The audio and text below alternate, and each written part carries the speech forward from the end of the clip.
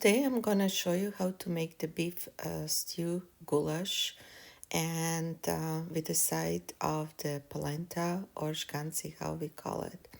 So you need beef cubes and then some onions, some salt and chili peppers, and also you will start chopping the onions. You don't need to chop them too finely because this is gonna cook like, you probably need good 2 hours, because beef it's very like it's not very tender meat, right? Like, so it needs a lot of time to cook.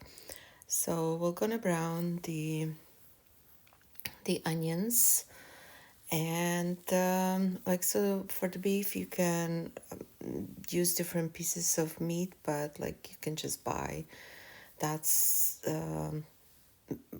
beef cubes cut, pre-cut in a store already, so you don't have to do that at home. But if you're more on a gourmet side, you can always do that and cut them yourself. So anyway, once your onion have browned a little bit, then you add your beef cubes and then add like the salt, pepper and chili peppers, like, because just to add a little bit of the spice to it, and then sweet pepper.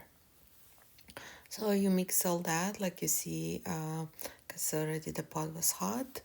Then the meat's starting to change the color.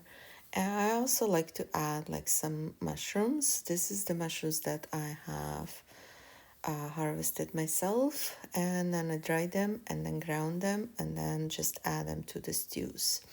So they really dissolve in there, but then they add a special flavor and thickness to the sauce.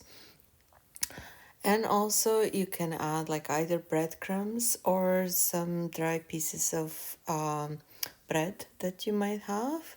That also creates the thickness for this dish. So when you add the bread, so you can do it right from the start, or if you don't, like, just try to like put it in the smallest pieces so it's gonna dissolve better. Here I'm just showing you, if you do it too big, then they may not dissolve for the longest time, but eventually by the time this is gonna cook, they will be they dissolve and they will create this nice thick sauce that we'll enjoy. So, like I said, this takes time, like, to simmer it at a low temperature for a longer time. It's better, so the beef cubes will become nice and soft. And yeah, so it mix it occasionally, just making sure that, like, depend sometime if there, like, the meat will release its own water. So at this point I have not put any water in it. This is all the juice and liquid that the meat has released on its own. So you kind of cook this until this liquid reduces to the certain point. You don't have it too much. And then what we're going to do, we remove the meat, and then, like, I like to add a sour cream to my dishes like this. First of all, it gives a little zest to the dish, but also it will tenderize the meat, especially, like I said, the beef, it's very tough, so you may need a little bit more. And then I also always like to add a little bit of the tomato paste or sauce, whatever you have, just a little bit, little color, and just, I guess, another kick to the taste and flavor. And also to the dishes like this, you can add a little bit of the wine. You can taste it yourself. You can buy some cheap white wine for cooking, or you can use the good wine that you like to drink. It's really up to you, and add them to the dish. So you mix this until the wine evaporates, and then you just have the flavor. So actually the alcohol will evaporate and you have the flavor of the wine. So, and then you return your beef cubes again to the pot. You can add a little bit of the water if you want it to get more liquid for the, and then continue cooking. So in the meantime, we're gonna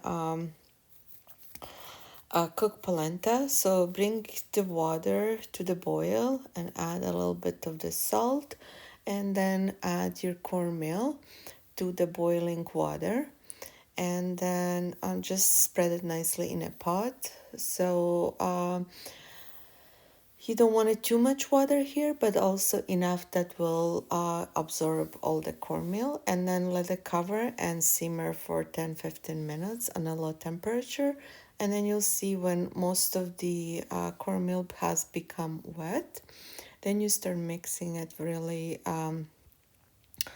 vigorously, and so on a higher heat, so the water will evaporate, and then like you cook it as long as the how thick or hard your polenta you want it to be.